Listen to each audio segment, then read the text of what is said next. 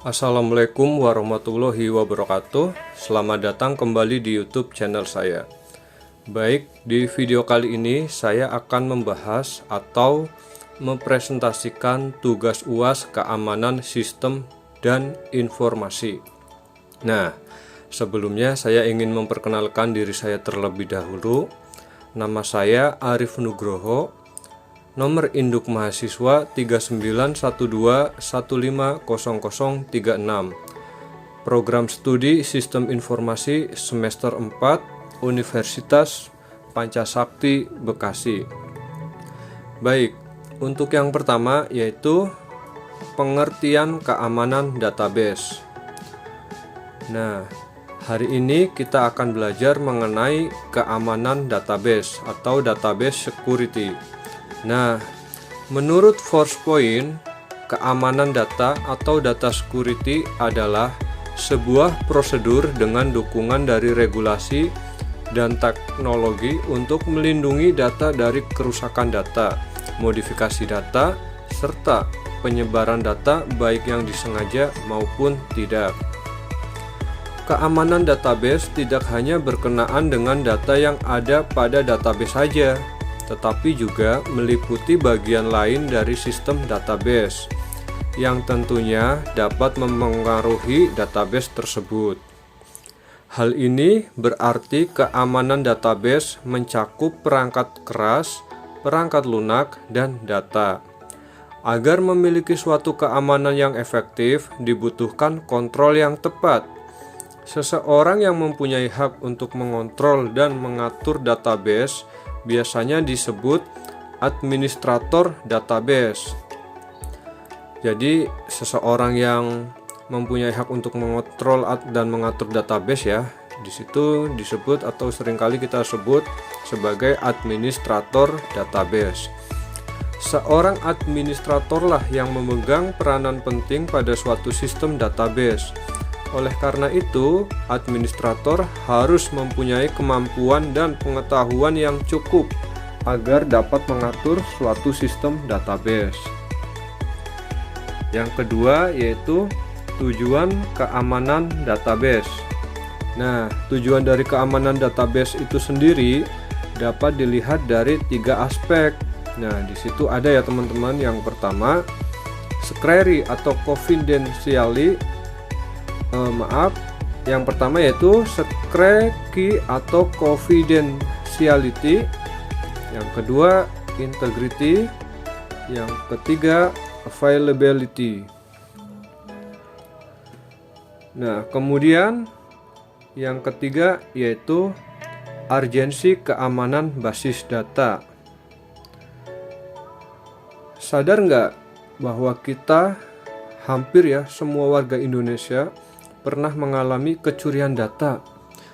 Coba ingat-ingat lagi ya. Apakah teman-teman pernah mendapatkan SMS penipuan, hadiah uang tunai yang mengatasnamakan perusahaan besar, atau tiba-tiba saja dihubungi oleh seorang yang mengaku dari bank tertentu dan memberikan iming-iming duit senilai puluhan juta, atau diminta mengklik link yang aneh-aneh. Nah, dulu kan kita mungkin ada ya beberapa orang yang mungkin kita ya pernah dapat SMS, misalnya dapat undian berhadiah, nanti tahu-taunya itu penipuan karena kita disuruh transfer, atau mungkin kita dapat pinjaman online atau apapun dari orang yang mengatasnamakan bank. Nah, itu takutnya juga nanti penipuan. Nah, itu juga termasuknya kita mendapatkan kebocoran data teman-teman. Jadi kita juga harus hati-hati ya. Kita juga harus bisa membedakan yang mana penipuan dan mana yang bukan. Tetapi kita harus paham bahayanya jika ada orang awam yang terkena jebakan ini, kan itu sangat bahaya ya. Nah, oke, jadi mengapa masalah keamanan basis data itu menjadi penting ya?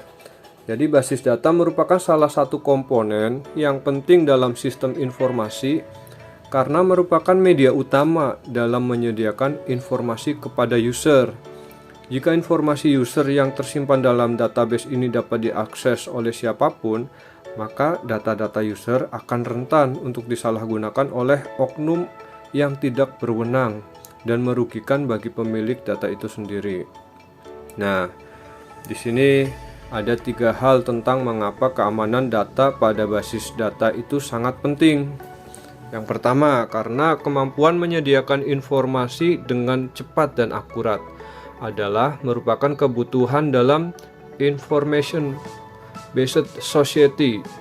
Dan yang kedua, mencegah potensi kerugian material seperti adanya trade secret, yaitu jual beli data, sehingga muncul perilaku untuk mencuri informasi dengan melibatkan unsur nilai ekonomis. Yang ketiga, mengurangi resiko penyalahgunaan data atau informasi. Kemudian yang keempat yaitu perubahan paradigma personal komputer menjadi shared komputer. Awalnya sebuah komputer disebut PC atau personal komputer. Namun, seiring dengan perkembangan bidang-bidang jaringan komputer, maka sebuah komputer tidak tepat lagi disebut PC, melainkan shared komputer. Shared komputer biasanya digunakan untuk menyimpan data yang bersifat classified information. Shared komputer adalah komputer yang saling dikoneksikan satu dengan yang lain, sehingga user bisa saling berbagi informasi, shared resource, yang membentuk sebuah lokal area network LAN. Dengan adanya LAN, komputer network akan mempercepat user untuk melakukan akses ke basis data. Nah, jadi seperti itu ya teman-teman. Oke, kemudian kita lanjut ke klasifikasi keamanan basis data. Berikut ini klasifikasi keamanan basis data, yaitu ada keamanan yang bersifat fisik atau physical security. Yang kedua ada keamanan yang berhubungan dengan orang atau personel, keamanan dari data dan media serta teknik komunikasi, keamanan dalam operasi. Nah, beberapa aspek yang mendukung keamanan basis data dapat disebutkan sebagai berikut. Untuk aspek yang mendukung keamanan basis datanya yaitu ada network security, ada application security.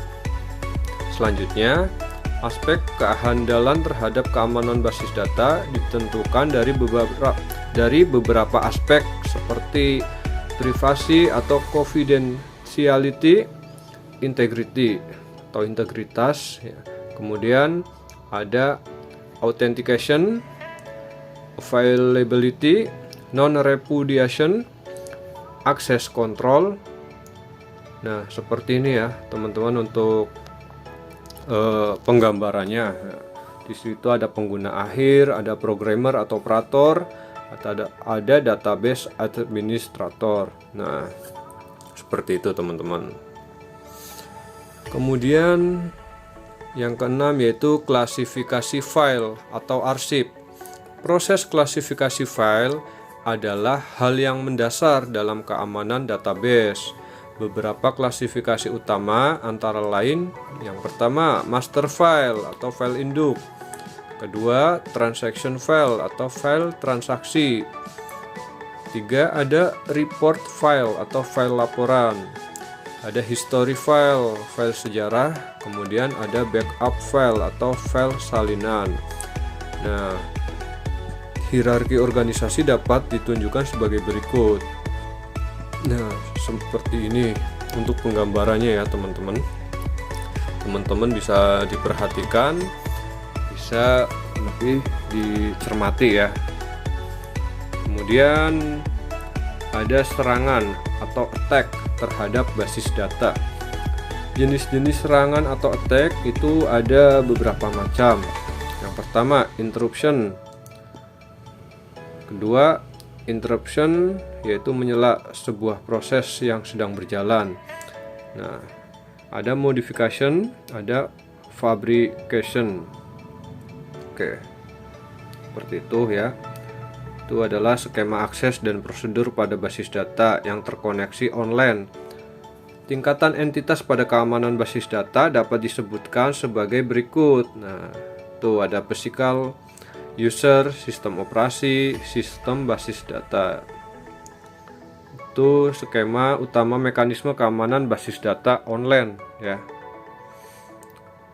Nah, untuk pengamanan basis data relasional dilakukan beberapa level seperti relation, yaitu user diperbolehkan atau tidak diperbolehkan mengakses langsung atau relasi. View, yaitu user diperbolehkan atau tidak diperbolehkan mengakses data yang terampil pada view. Read authorization, yaitu user diperbolehkan membaca data tetapi dapat memodifikasi. Insert authorization, yaitu user diperbolehkan menambah data baru tetapi tidak dapat memodifikasi data yang sudah ada.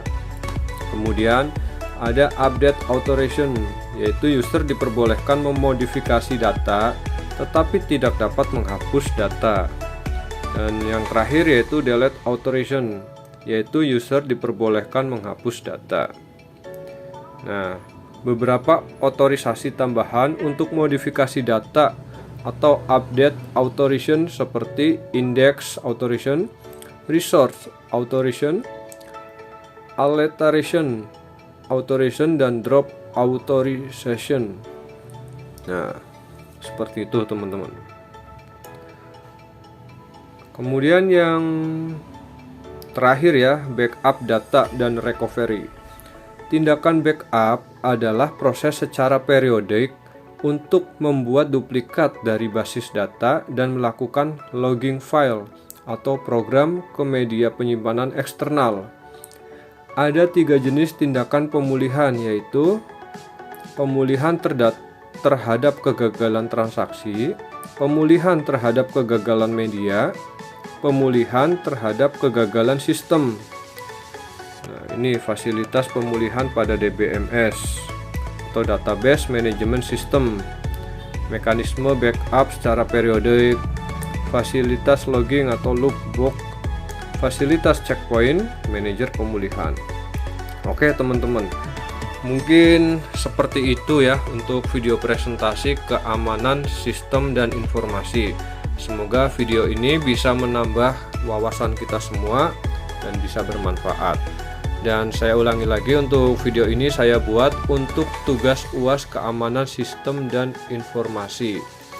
Oke, terima kasih buat teman-teman semua yang sudah menonton atau mampir di channel YouTube saya.